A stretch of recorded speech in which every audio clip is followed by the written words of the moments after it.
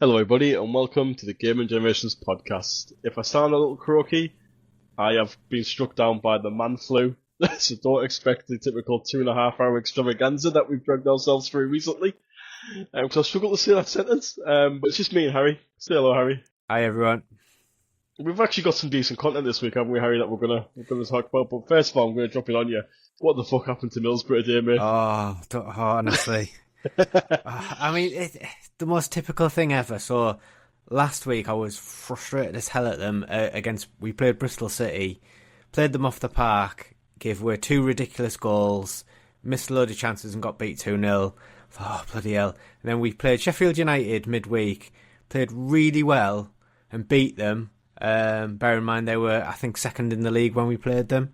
And then today we go to Norwich. I think, tough place to go this. On the commentator, and they were saying, Norwich basically haven't lost at home for an entire calendar year. And I was like, oh, right, that's not good. And then the first 10 minutes was rough. One of their players scored an absolute worldie. And I was like, oh, God, here we go. But then we basically just, for the next hour of the game, we absolutely ripped them to pieces. And I mean, tore them to shreds. We made them look like a pub team. We annihilated them. We scored 3 good goals. We're 3-1 up at half time, and we're controlling the game. We get to the 75th minute. We win a penalty, which we miss. 2 minutes later, they go up the other end of the pitch, score another worldie, unbelievable, top corner from the edge of the box. And then about 5 minutes later, we concede a ridiculous own goal, which I think if our goalie tried to do it another 1,000 times, he wouldn't be able to replicate what he did.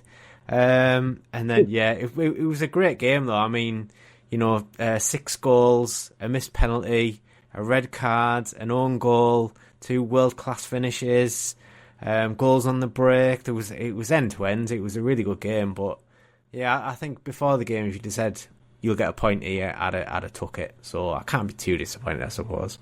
It's always disappointing, though, isn't it, after being 3-1 up at half-time? You expect to go on to win. Yeah. Well, I think the big question is, Harry, does your goalkeeper have any hands?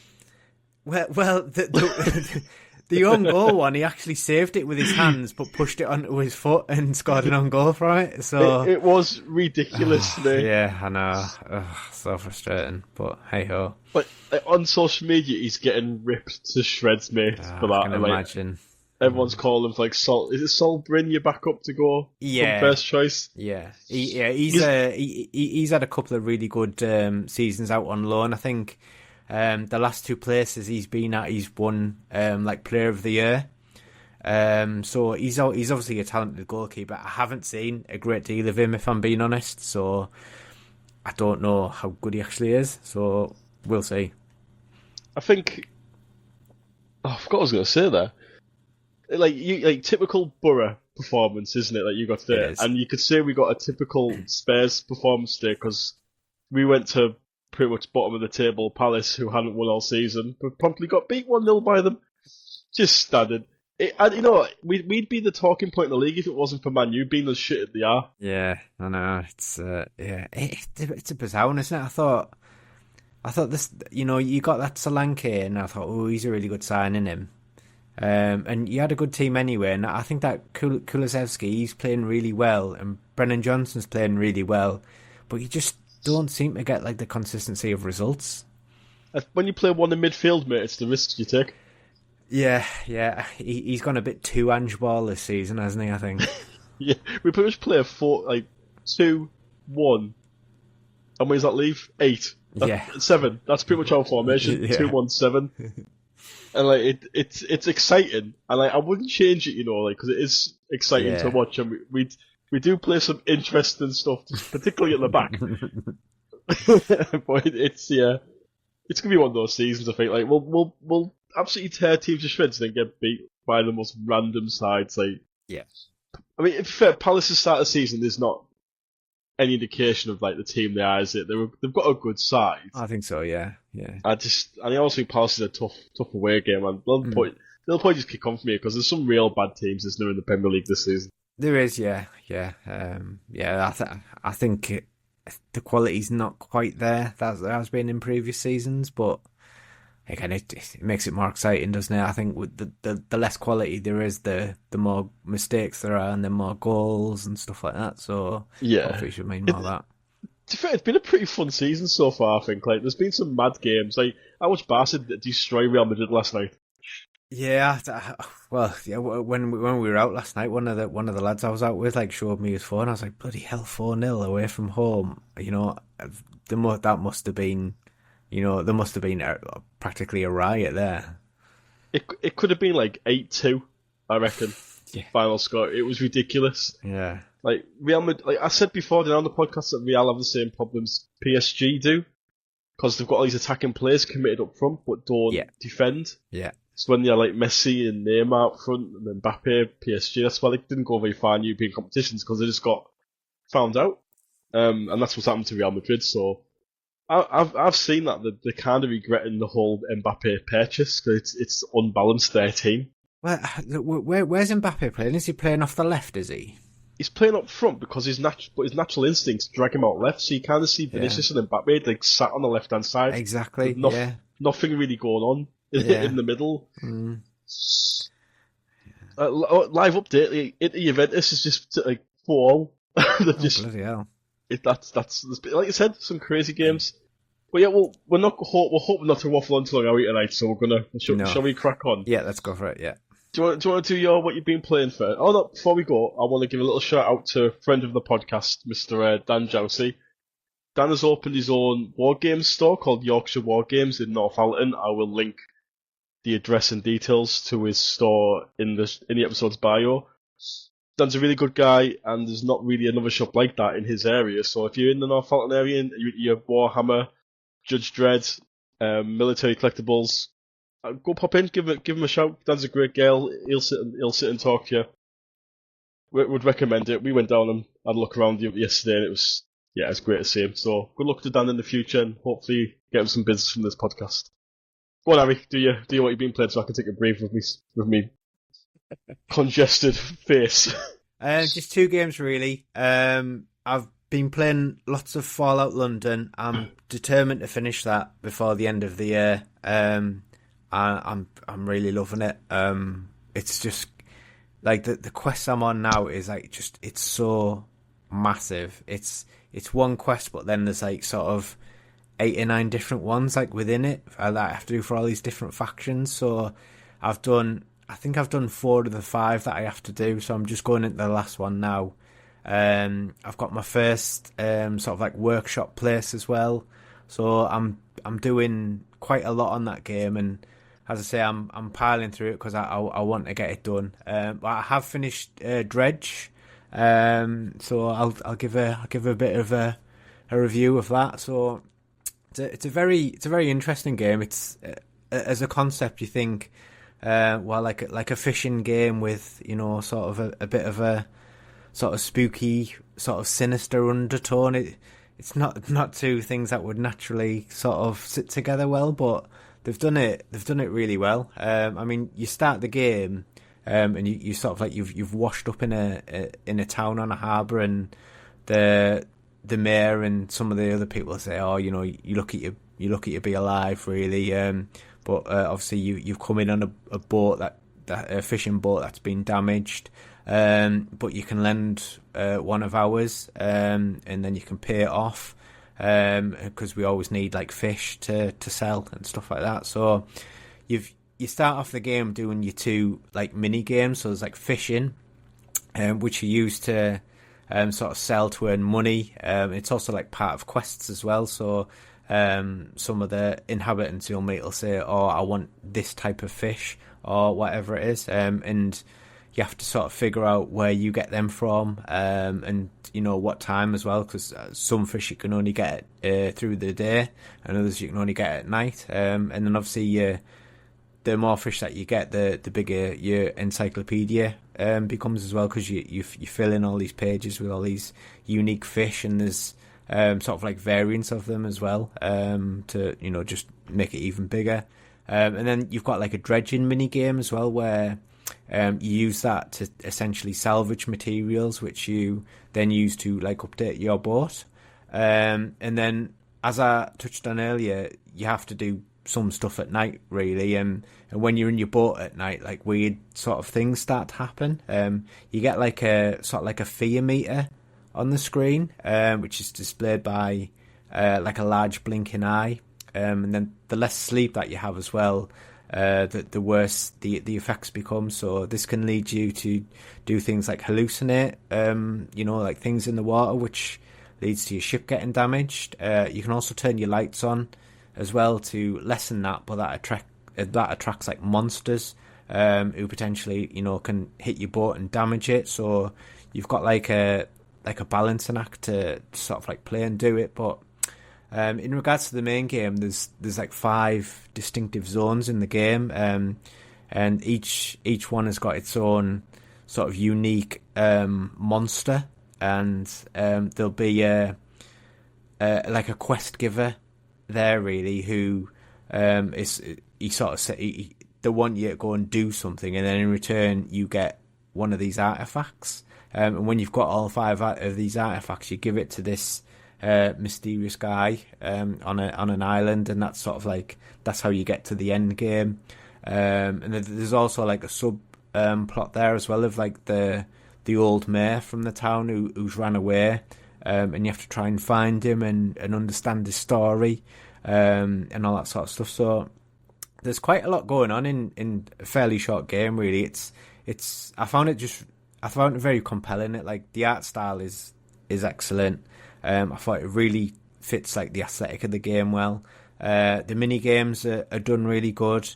The ship upgrades and then the main story sort of like interweave quite well together. I think I spent around about 11 hours in the game all in, and I pretty much loved every second of it. So I'll probably give it like an 8.5 out of 10, something like that. Loved it.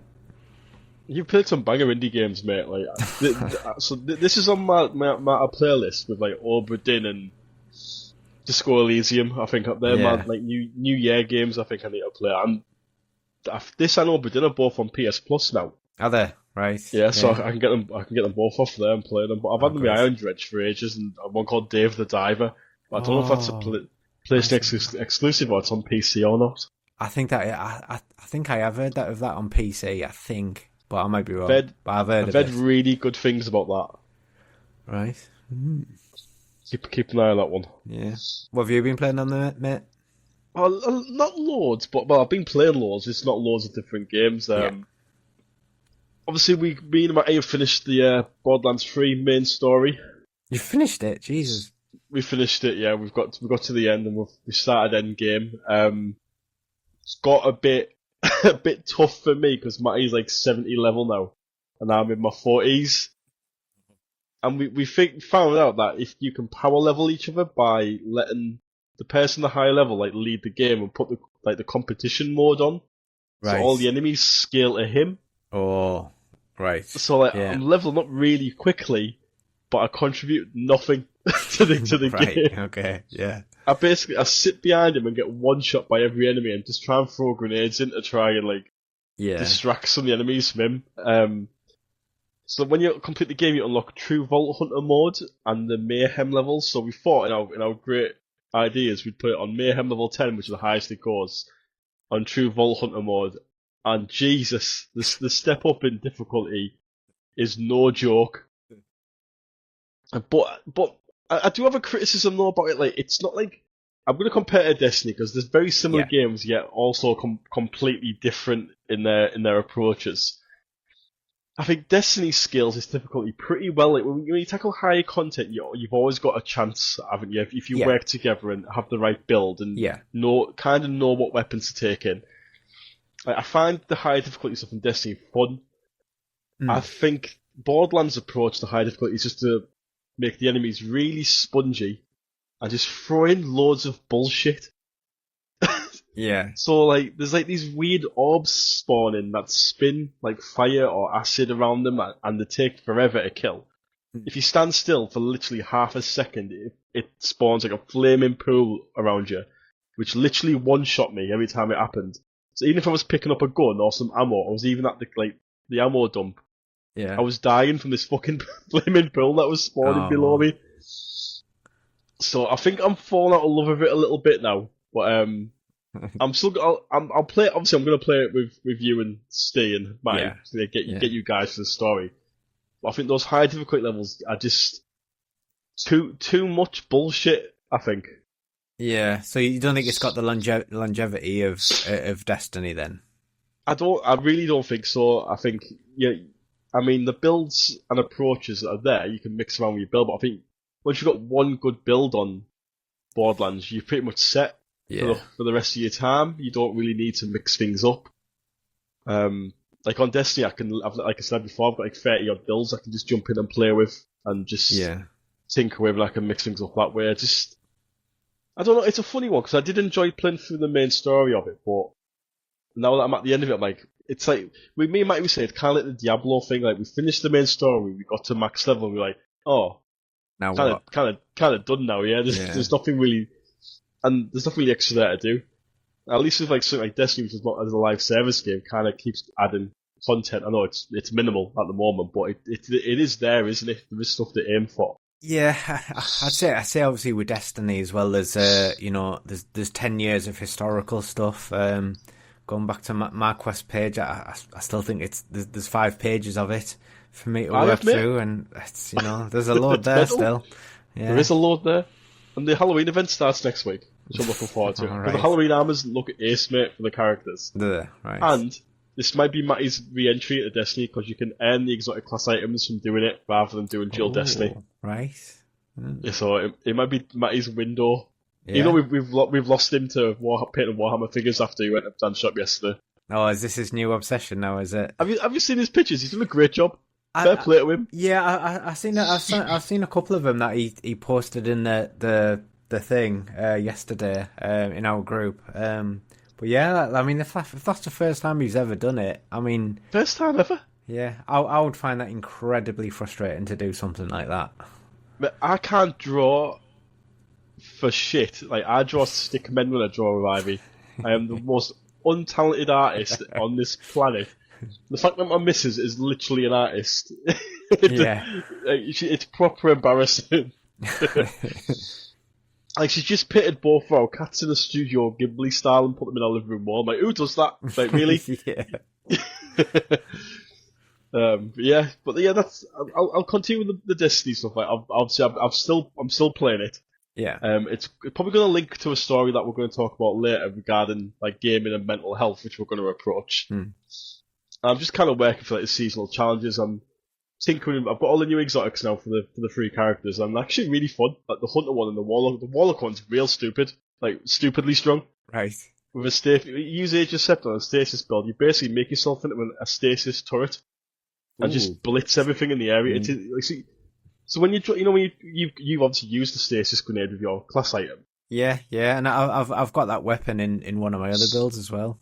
So basically, you drop your stasis turret like you normally would, and it makes like a rift with icicles around it, and you stand in it, and basically any weapon you shoots freezing icicles at the same time, as well as being a stasis turret.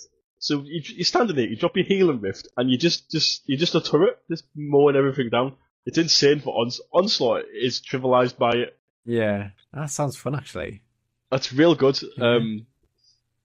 The Titan one's a bit weird. I haven't really played that one much, but the Hunter one's really fun. But I am enjoying it actually. I'm not so sure about the potion crafting side of things this season because I have really no idea what I'm doing.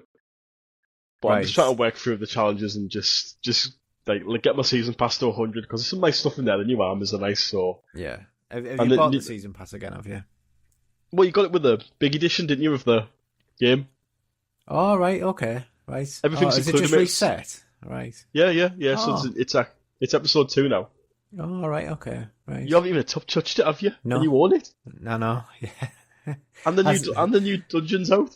Oh god, yeah. Well, as I say, like, since I last played it, we've just been playing other stuff, haven't we? Yeah, we have. Yeah, I think Wednesday was the only time I really played Destiny. I don't really log on it like as a solo player, so yeah, I've missed all this stuff.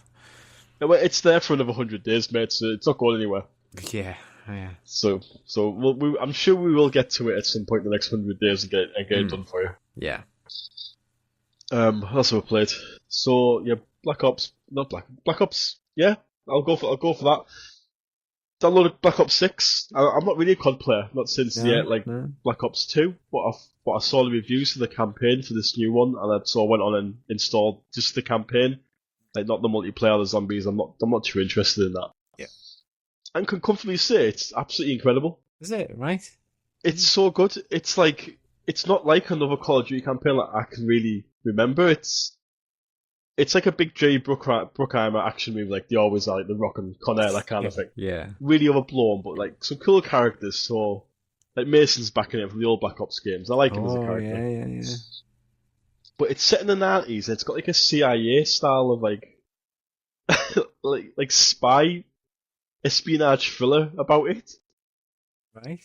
So the story's pretty good, but it's more the gameplay that's won it for me, because so the first mission's your standard Call of Duty set piece, and then the second mission is straight out of Hitman 3. The second and third missions were literally playing Hitman in first person, like planting evidence on people and finding ways to get around certain sections, like full stealth sections that were really, really good actually. That's very different then, isn't it, to like your normal sort of Call of Duty fare? Oh, different approaches to each level. Like even say you can have a guns blazing, or I'll be a man in a van and to try and guide you through if you want to sneak through. And I tried the guns blazing first and got murdered. Yeah. But then I did the sneaky bit. I found that a lot more fun. Like it really was like finding like vents and stuff to go through. I used my remote control car to find secret passages. It was great. And then the next level changes it completely and turns it like a Metro Exodus kind of semi-open world situation. Have you played Metro Exodus? Yeah, I finished it. It's really good. I love it. Great, isn't it? And this mission reminds me. So this is where I've kind of finished off because it was quite big. But you get dumped into the middle of Iraq, basically in the oil fields, and they give you a map, and it opens up with all these points of interest that you can go to, as well as 3 main missions to do. It gives you a van and like a little headquarters. It goes, go off, do what you want. I'm like, what? This is a Call of Duty game. Yeah. It's normally like very linear, isn't it? You know, you point A to point B, and then rinse and repeat sort of thing. But that's interesting. That I thought myself, mate, I'll just go to these points and do the mission and crack on. But I'm absolutely all in, mate. Like I found this one little side quest where they had like this tower on the outskirts. So I stuck my way up because I already had a sniper rifle and just took out the whole camp with my sniper rifle, silenced from a distance, and it was brilliant. It was so good. And then I tried that in the next point of interest, and someone spotted me with an RPG and just launched it towards me. So I had to go with all guns blazing. But you've got a squad of 4 as well, so you've got teammates you're going in with. Yeah. It's just brilliant. Like I can't praise it enough. It reviewed really well. Like I thought, no, I'm going to have to play this for myself. I thought, no, this is actually amazing. I might have to get that then, especially if you can just do the single player part, because I think that's one of the things that's put me off is like the pure size of those games. Like they're usually 100+ gig, and it's like, oh, I'm downloading this and for a campaign that's like a bit meh. But this one sounds really good from what you're saying.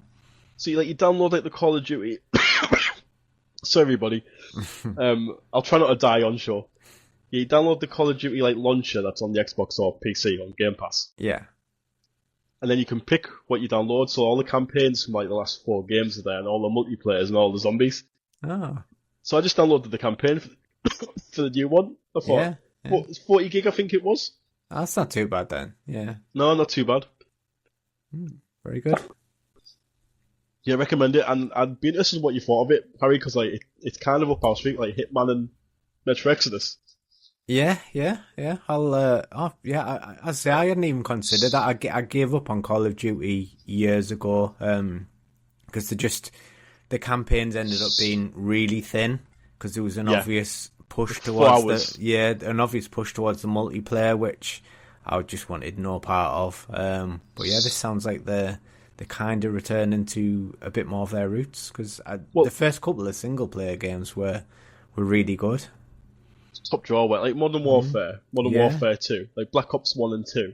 Yeah, they were great, weren't they? Yeah, the one where you're in Chernobyl, and you sort of like it's like the sniper mission, and you're Modern sneaking Warfare, around. That's absolutely brilliant. That one, I love that one. All gillied up, mate. Yeah. It's an absolute iconic mission. That, but brilliant. this has all the makings of being on top in that original Modern Warfare for me. Right. And this is in the first 4 hours, mate. And it's 10 hours long. So, and I've heard it continues to keep its variation going for the rest of the game. So what else am I going to get here? Sounds interesting. Yeah, brilliant, like great story. The gunplay's top draw. I'm just like looking forward to see where it goes. So yeah, I'm going to play some more of that tonight. I'll probably keep you guys updated to what I think. But I'm back on the contrary. I never thought I'd see the day. I'm going to take a quick drink before I crack on. And my last game was a little indie game called While We Wait Here. So I posted a video, didn't I, in our podcast chat. Yes, yeah, it looked terrifying. I mean, that came from nowhere. that sequence. And I was like, what the actual is that? This is a weird one. So this is I'm not going to do the Fresh Prince joke again like I did last week. So you're a couple that work in like a roadside diner in America, like like typical dine like from a movie, that kind of thing, with weird guests that come and eat there, and you make basically it's a cooking simulator, or you're making them burgers and stuff and listening to their weird stories. But then it kind of twists, and you get like these nightmarish visions, and then by all accounts the world's come into an end with this big storm. So it's basically about you like bringing in these people who are trying to just find something in the last days of the world. It's very interesting, but you end up playing as these characters and experiencing their things from outside of the restaurant as well. I'm only an hour in, and I think it's only about 2.5 hours long, but I'm not sure where it's going to go, but it's got like horror elements like you saw in that clip. It's got sci-fi elements in it. Like I said, it's a cooking simulator. There was a farming section. It's all over the place, but it was £4. I thought this is actually pretty good, and it's got like a PlayStation 1 style aspect to it, like its characters as well, like really pixelated. But I like its design. Yeah. But yeah, I'd recommend it if anyone wants a quick indie game to pick up. £4 on the Xbox Store, or probably even cheaper everywhere else. To be fair, I'd recommend it. So I've had quite a mixed bag this week, but I'm probably going to die here, mate. So we're going to try and cover the Xbox conference, aren't we? Yeah, we were supposed to do this last week. Yeah, weren't we? Yeah, but it's been ditched on me and you, mate. Yeah. I mean, a lot of the games in there, I was like, I'm not really interested in that. There was 3 games that I really liked the look of. There was Firebreak, which is like a 3-player co-op shooter, and that's set in the Control / Alan Wake universe by all accounts, which I wasn't expecting to get a co-op shooter from those 2 games, but hey, here we are. Nobody was, mate. Yeah. But it looked good from what I saw. I like the look of that Mouse PI for Hire. I knew that'd be on your list. Yeah, so that's such a Harri game. Yeah, just the art style alone, it looks incredible, doesn't it? That sort of old school, sort of Disney sort of style. And yeah, it's they didn't really give away like a lot of what you do, but it looks like a bit of a sort of like a first person shooter / point and click adventure type thing. Yeah, it looks weird, doesn't it? Yeah, it does it, but I'm definitely got my eye on that. And obviously as well, the one that I was really like, I'm definitely playing that is Subnautica 2. That looks really really good. Like obviously more of the same, but why change your winning formula? Is it co-op, this one? It looks like it looked like it was going to be, didn't it? Yeah. Yeah, there was on the bit that I saw there was 2 players in it, and I know as well there's mods to make it co-op, isn't there, on PC, but it's like for the first one this is, but I think by all accounts it's a bit janky and it's not ideal, so I think they've kind of listened to what their community wants and asked for, so I think they've put some co-op in, so again that could be a potential fun one for us to play as a group on our Wednesday nights, couldn't it? Playing Subnautica 2. This is the anti-Steve and Matty game, this, mate. Yes, yeah, it is. Yeah, it requires patience, doesn't it, and stuff like that. Whereas I could happily spend 20 hours building a base, a submarine, and like kitting it out and all that sort of stuff. Whereas, I think they would get frustrated with even just like the survival elements of it. Obviously, you have to get fish to like eat and like fresh water to keep yourself like hydrated and all that sort of stuff. And I think they would hate it, but I think just for pure content and fun alone, we'd have to drag them into a couple of sessions just to see I'm them. I'm on board. That falls into the first one. Yeah, it's really good. Yeah.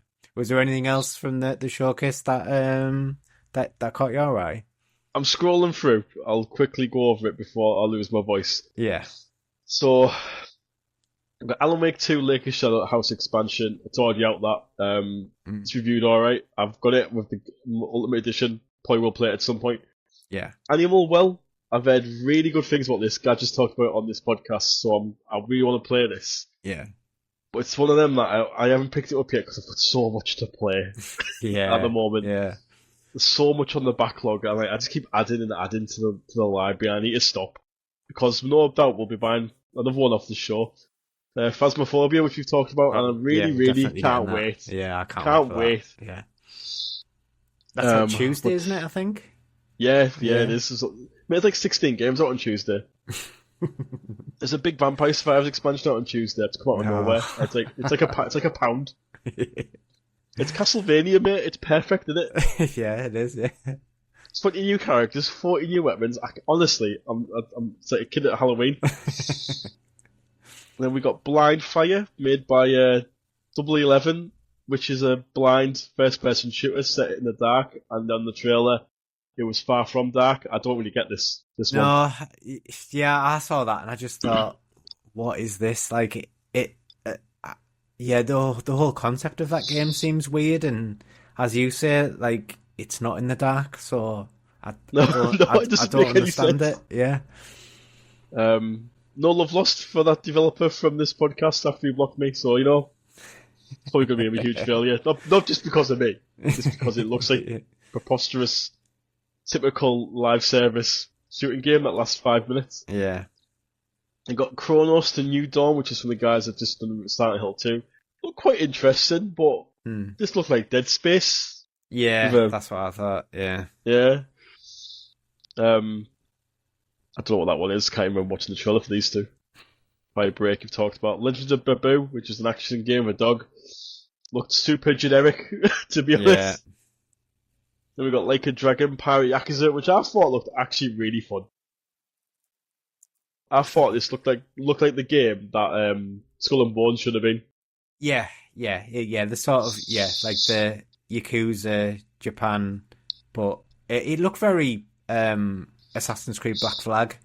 The ship combat and even the way you boarded and fought and stuff like that. But it might be. Have you played a Yakuza game, mate? I haven't. No, I've never played any of them. There's about 80 of them, isn't there? There's so many of them. I feel like they churn one out every year. I don't know how to do it. Yeah. Got a really big fandom though, the Yakuza games. It's not something I've really got away with. Yeah. I think I own like 6 of them. Of course you do. Mouse PI, Harry's talked about. Then we got Subnautica 2, Wheel World, which is like a shell shade. I can't say this. I haven't got a cold. Cell shaded bicycle game. Right. No idea what it's about. Yeah. It's an open world bike game. It gave away very little. You have a floating skull as a friend while you bike. Yeah, that looks weird. Yeah. I'm sure it'll be fine. And last of all, we got Wu Chang Fallen Feathers, which is basically waifu souls. Yeah. So I'm completely on board with this one. Of course you are. Yeah. I think it's day one on Game Pass. I always give these Souls like a go, and then instantly dismiss them when I find out they're not like Souls games. Yeah. When they're nothing like a From Software game. Yeah. Yeah. Pretty much. And they don't have the same kind of standard to them. Yeah. But yeah, that's the whole Xbox show, mate. It wasn't great, was it? No, but I suppose if we get all of them on Game Pass, it's not bad. I think there's something in there for everybody, isn't there? It's a wide. There's a lot of genres that they're covered. So as I say, 3 games on there that I'll play, and if I get 3 games like that from every showcase that they do, that's enough to keep me happy. If I'm being honest with you. Mate, there's about 15 games on my PS Plus at the moment that I want to play, and I just think I can't possibly add any more to my currently playing list. So when we do the what's we been playing stuff on the show, it'll be like 15 games long, and I'll play 10 minutes of them all. I know. So off the back of the Xbox showcase, there was the Steam Next Fest last week as well. So they do this like 3 times a year, where they have demos for upcoming games that you can play. There was, I think, 2,450 odd demos that you could play, which is a hell of a lot. Due to I've had a really busy week this week with one thing or another. I didn't get to play a single one of them, unfortunately. Which shit. I know, that's just gutting. But I made a note of sort of 7 or 8, which I thought looked really good. There was the Precinct. Have you heard of that? I've heard about it because everyone in the Discords that I'm in keeps banging on about it. Yeah, it's amazing. It looks really good. It's kind of like Grand Theft Auto, but you as a policeman. And from what I saw, you start you're out like right in the thick of things. So I think the first thing you do, you go into a bank robbery, and you end up in like a shootout with the bank robbers that come out of the bank. But then you then do a lot of like generic police work. So you're doing like beat missions, so where you're walking around the streets and stopping, people who are littering, and stuff like that. And it says you even get to do like paperwork in the office, which I was like, I don't know how they work that in. Maybe some sort of mini game, but then you get into obviously all of your typical stuff like your car chases and all that sort of stuff. And it's from like an angle that the camera's sort of like from an angle where kind of like Baldur's Gate 3. So it's at sort of like a 45-degree angle, so you get the panoramic of the world, but then your characters are in it. So it's not really first or third person. It's kind of like set back a bit different, but it looks really interesting. And as you say, it's got a lot of hype. So that's one I've added to my wish list. I think Tricky's been playing it. Has he? Right. Yes. Next time we get him on, we'll get his thoughts on this. Yeah. Oh. Citizen Sleeper 2 was on there, which I will definitely play. I thought you played the first one. Yeah, I really enjoyed playing that last year. How long was that first one, mate? Just out of interest. I think it was around about 5, 6, 7 hours, something like that. Wasn't long by any stretch of the imagination, but just it's a very chilled game. You don't have to, it doesn't require any mechanics or anything. It's all like dice rolly and how you prepare it and how you sort of go and find out information before you get to key decisions and stuff like that. But they've added to this one by having like a crew element, so you can recruit people on this ship to accompany you on missions and quests. And they've got what they call away salvage missions. So you get in your like a spaceship and you go to, I don't know, like a derelict space station or abandoned ship or something, and then you have to do quests in there, presumably to get materials or find out information. And the makeup of your crew can affect how you play it. So they didn't go into too many details, but I'm guessing kind of a bit like sort of like Fallout stuff. There'll be one person who's very good at, like, say, lock picking. So if you take them, they'll be able to sort of maybe bypass a system and find you like a shortcut and stuff like that. But he was saying as well that if things go wrong in these missions, your crew can die, and then that's it. The perma-dead sort of thing. So it'd be interesting to see how they bring all that element into it. Because again, it's a banger of a game. I really enjoyed it. What's the gameplay, mate, of Super Citizen? Is it like just an inventory management kind of thing? No, it's kind of like it's like dice rolling mechanics, but you play as a character and you have to do you basically have to keep your character sort of nourished, and you have to get them, so they've got like a good night's sleep, and then that affects the quality of the dice rolls that you do, and you're going around this ship trying in the first one you were trying to basically escape from the ship, and there was various different endings and ways you could do it, and it all depended on how you interacted with characters and how you sort of dealt with their quests and stuff like that. But it's quite a difficult game to explain, really, but after playing it for 10 minutes you'll just get it. Right. Okay. Yeah, it's a weird one. There was one which I thought, for the co-op games night, it'd be good. Teenage Mutant Ninja Turtles Splintered Fate.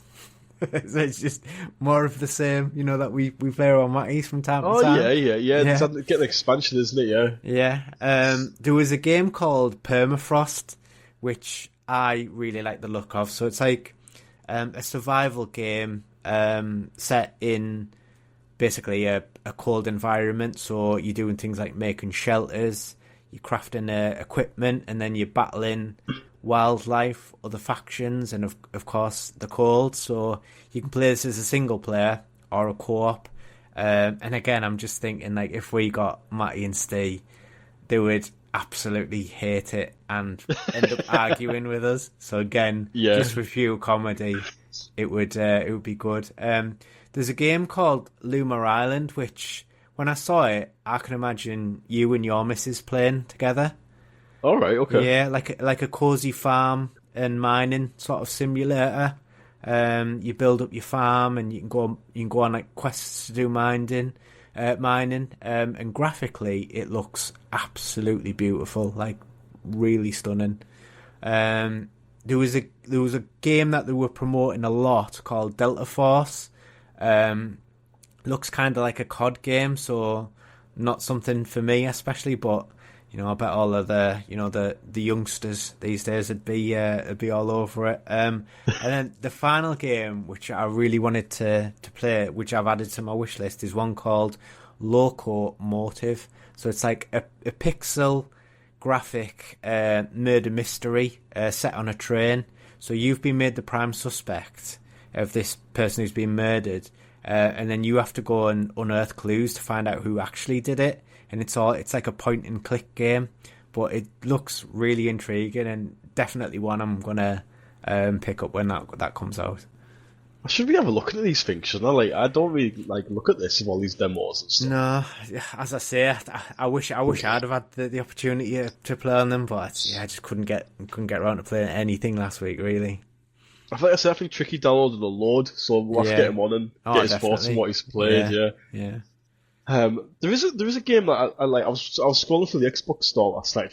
I don't know why. I haven't got anything to play, but I've spotted this game called Slay the Princess. Right. And this is a game where you play as kind of like a fawn style character, like Chronicles of Narnia guy that helps you. Yeah.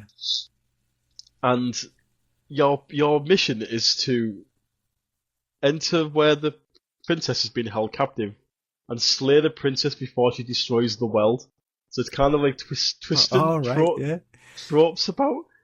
But it's kind of like a visual novel, dating sim, horror. It was 18 rated with gratuitous violence, it said. Oh my god. But looked like, those really old PC adventure games where it's text based. Yeah. But it wasn't text based. It was beautifully animated. Some of it. And there's I think there's different routes you can take to different princesses, all with a really creepy horror aesthetic to them. Right. And one of the reviews said, "Do not listen to what that princess says to you. Don't side with her. Yes, you can kiss her, but I would warn against it." Oh no. So I'm guessing it's kind of gonna be like a repeat the adventure kind of thing, where your character meets several grisly fates. I'm really intrigued by this. Yeah, that sounds good. That I mean, they've shoehorned a lot of genres into that, haven't they? Jesus Christ. Well, it reminds me of Doki Doki Literature Club, which was like a cutesy, like a cutesy flip. What's the word I'm looking for? Like anime dating sim. I was like, this looks terrible. But when I saw like the thing, it said extreme horror and distress. Like, what? So I bought that on the back of its game description, and its screenshots and write up give nothing away. And that game is fucking wild. Its ending is one of the best endings I've seen in a game. Have you ever talked to you about this game? No, I don't think you have. I don't think you've mentioned that to me. It's just a visual novel. It's currently free on PlayStation Plus. This as well. Right. Okay. It's a visual novel, and basically you're the boy who joins this literature club with these like 4 cute girls, all different anime girls. Like, there's the moody one, there's the cute one that bakes for you, there's the leader of the gang. Yeah. There's your best friend who's a girl who is secretly in love with you, and it goes for the first 2 hours. It's just you picking which one of them you want to flirt with and date. It's all very cutesy, all very sickly sweet kind of. Everyone's too nice, and then it takes a fucking 10. I was like, what? And I couldn't quite believe what I was seeing. It almost makes the previous 2 hours of just going by the books, reading a lot, and just what's going on in this game? And this takes this mad turn in the last hour. I was like, what the actual? Are you ever gonna play this? I would doubt it. Yeah, I wouldn't want to go through the first 2 hours of it, the dating sim stuff. So the big twist is, one of the characters has become self-aware, and it knows you're playing this game. Oh, wow. And so she proceeds to kill off the other girls in the group in grisly ways, then actually, talks to you by using your gamer tag. Oh, wow. So it breaks the fourth wall. Yeah. Completely. To a point where she sat there, with her head in her hands, looking all doe-eyed at you, addressing you in this really sinister way. And if you turn the game off and put it back on, it goes straight back to that screen. Ooh. She's corrupted the game code and will not allow you to turn her off, basically. On the PC version, you have to go into the game files and delete a part of the game to end the game. That's wild.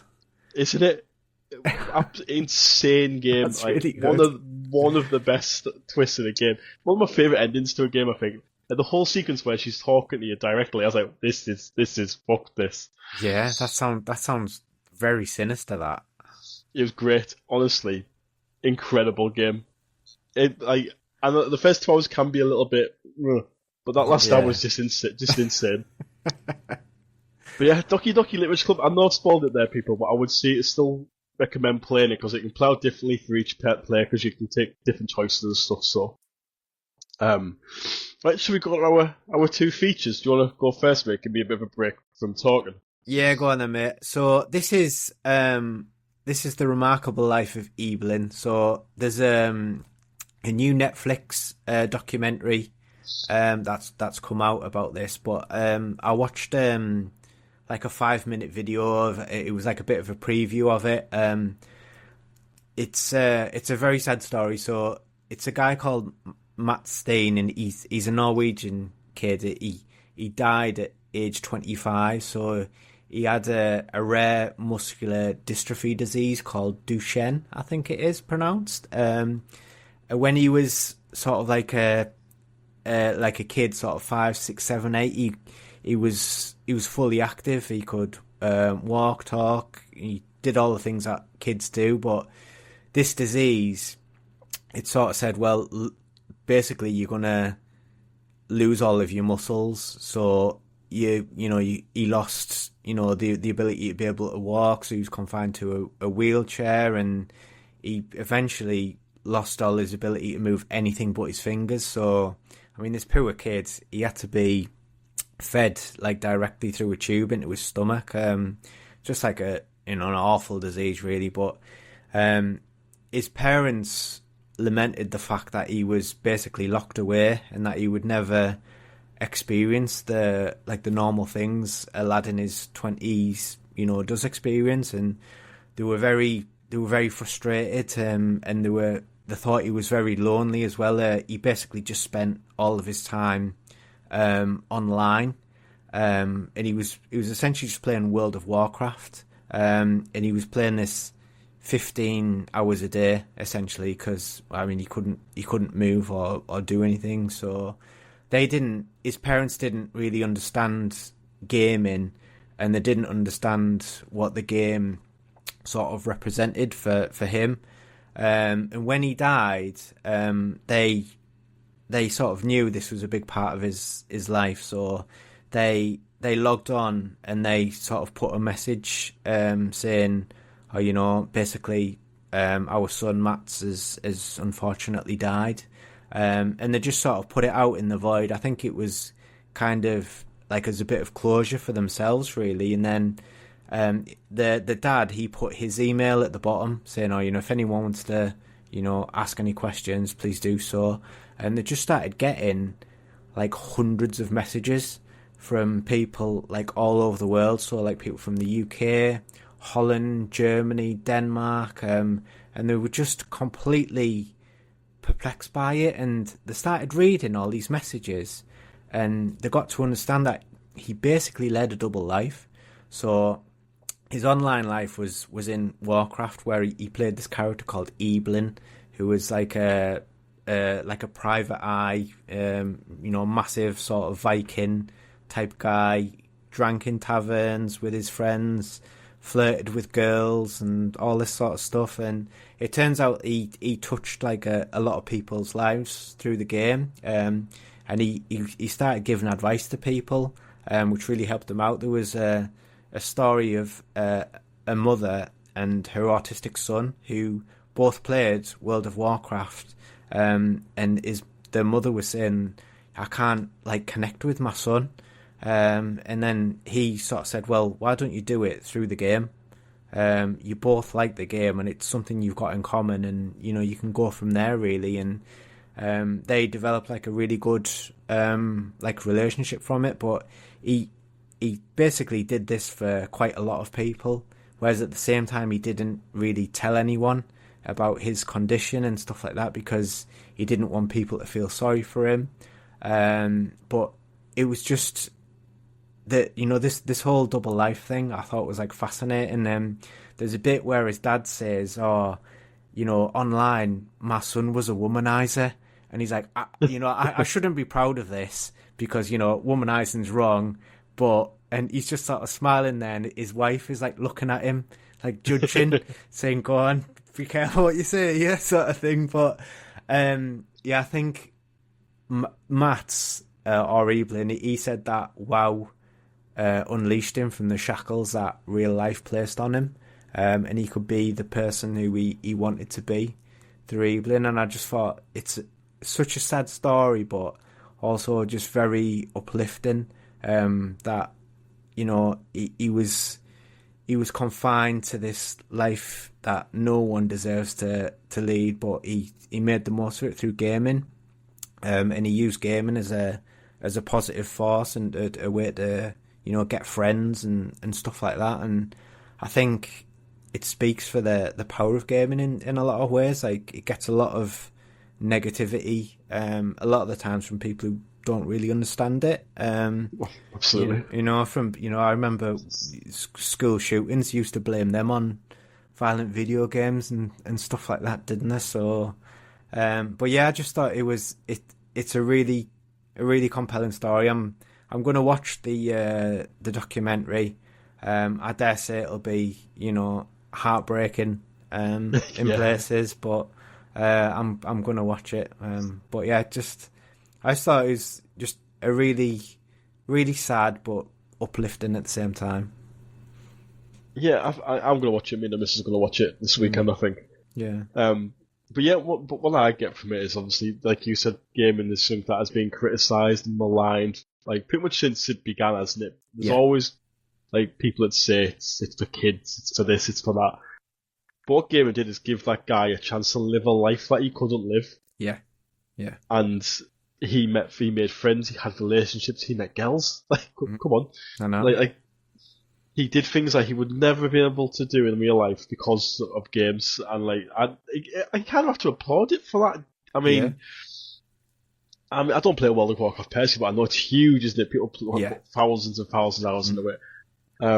I didn't like people that he'd met in the game come to his funeral as well, like in real life, that I'd heard. Yeah, I think he was in a guild, and I think like 6 or 7 of the guild leaders came to his funeral in Norway. So yeah, I think one of them gave a eulogy at it as well, and I think from what I was reading, they also have an annual in-game memorial for him, where all the characters from the guild go and sort of like, you know, celebrate his life and remember him. That's brilliant, isn't it? Yeah. Like, yeah, to just be able to, like, to meet people. And if anyone hasn't seen the trailer or seen the film, he was not in a good way, was he? His body was literally wasting, wasn't it? Yeah. And without games, he'd never had that chance. He'd just been sat alone, pretty much. And he had that chance due to World of Warcraft, so absolutely fair play. And I think people who criticise games for the wrong reasons, they need to take a look at themselves, personally. I think you should just play a game. Yeah, absolutely. Come see if he's us. Yeah, it's always we'll hate it even more then. Yeah, it's always the people who don't play that, you know, give this negativity, I find. Yeah, I've met so many friends through the world of gaming, like our whole group. Like, not me, you, and Steve, but obviously Gad, who's on the show. We met through games and people I played games with. Some of my best friends are people I've met online, and now I know them in real life. I'm still making friends. Like, I'm in this Facebook group. Big shout out to Gaming Dads UK, by the way. It's not just a game group, it's generally a support group for middle-aged gaming dads. It's brilliant. It's a brilliant place. Zero bullshit in that group. Give them a big shout out. Still making friends through that, finding new people to play with. It's just, and yes, you get dickheads online, but you get dickheads in real life as well, don't you, mate? I worked in retail for 20 fucking years. You never see as many dickheads as me. Yeah. Can you imagine what Harry's like as your boss? Oh, come on. I'm sure you're fine, mate. I'm sure you haven't made any employees cry in the last few days. No, not in the last few days. I like how you sit on the fence up there, mate. But it does kind of ties into like the different aspects of game and what people get from it, doesn't it? Which we're going to go into in our next little segment. Yeah. Now, Harry, you're not someone that's really struggled with mental health. You're pretty well adjusted, straight up and down guy, aren't you? I like to think so, yeah. I know I've been very fortunate in that way. I know it's a lot of people these days, you know, have like mental health issues and stuff like that. Obviously, I've experienced it, you know, firsthand through like friends and, you know, people at work and all that sort of stuff. But so I've been very lucky that it's never really affected me. Like, what, as a man that like, thankfully, I wouldn't wish anyone hasn't really suffered with any like kind of mental health issues. What is your take on the whole mental health thing? Like, 'cause you get so many people that are like, oh, just feel better. That's people that are ill hate that saying. Well, just feel better. Oh, all right then, I'm cured. What's your take on the whole mental health approach? Yeah, so I mean, I think if you said that to someone who's got, say, the flu or just feel better, that doesn't work, does it? So, yeah. I kind of think it's the same thing, really. You know, I think you need to understand what the symptoms of that are, and you know, like with the flu, you know, you'll go and perhaps, you know, get some medicine or whatever to go and take care of it, and you know, it might not be, you know, physical medicine. It might be, you know, going to speak to someone or getting professional help from someone or something like that. But I think definitely, going to find out what's causing you to have these issues is paramount. Absolutely, it's tough. So I'm going to speak from personal experience. So I'm going to be quite open with myself and my relationship. I've got a couple of people who have done a little segment as well for this from different Discords that I'm in. So I have suffered depression for maybe 10 years, I would say, was my first bout when I didn't really know what depression was or what it felt like, and I remember explaining to my doctor that it felt like it was just this big cloud that I couldn't shift. I think if you haven't felt it, or if you have, you probably know exactly what I'm saying. If you haven't experienced it, it's really difficult to put into words. My partner, who I've discussed on the show many times, she said it's okay for me to talk about this. So suffers from severe anxiety and depression, and doesn't leave our house. She has debilitating anxiety, and Heather's the best mother in the world. And people would probably look at us and think, oh, they don't go out, they don't do anything with that child. Our daughter has so much fun in our home and outside with me. And people still think that, well, can't she just feel better? Like we had a specialist, Harry, say to Heather, yeah, oh, don't you feel guilty that you can't do a thing with your daughter? Wow. Like, yeah. Mate, I have never been so angry in my life when someone said that to her. Like, a supposed professional, I said to him, have you ever suffered mental health? He went, oh yeah. I said, so if I'd said it to you when you were unwell, how would you have felt? And that was pretty much the end of the conversation at that point. Yeah. And he's never spoken to us since we get a different professional now. Yeah. So whether he took a different job opportunity maybe where he could be a bit more of a prick. Yeah. So yeah, my missus, and she said to me, because my missus is a gamer, and said her take on the whole link with gaming and how it can help with anxiety, depression. And because she also suffers from severe ADHD, Heather's got a cocktail of stuff going on here, mate, hasn't she? Oh yeah, bloody hell. She thinks when she's overwhelmed and feeling anxious and her ADHD is high, playing games can give her something to focus on and kind of narrow her feelings. So, like that, she plays Disney Dream Valley regularly, where she basically builds a whole little Disney world. Yeah. And does missions for these Disney characters. It's got probably about as much hours in it as I've got into Destiny. Yeah. And just having that little time sink where you can distract your brain, and then maybe take those feelings away from yourself. I think that's quite a big deal, to have that output. Yeah. I think especially in games like that, and I think maybe games like, say, Minecraft, for example, where it's kind of open, but you can sort of, in the sense that you can do what you want in it, but you can have a real focus to, say, I don't know, build a base or do something. So you've got that whole gambit of, oh, well, I can do anything, but you have that focus of, well, and this is the one thing I'm going to do to help you sort of focus in. Yeah, and that's similar to my own experience of it. So after my excuse me, after my daughters was born, I suffered really bad depression. I think it was due to sleep deprivation. Obviously my daughter's also autistic, so we have the full house in our home of things going on.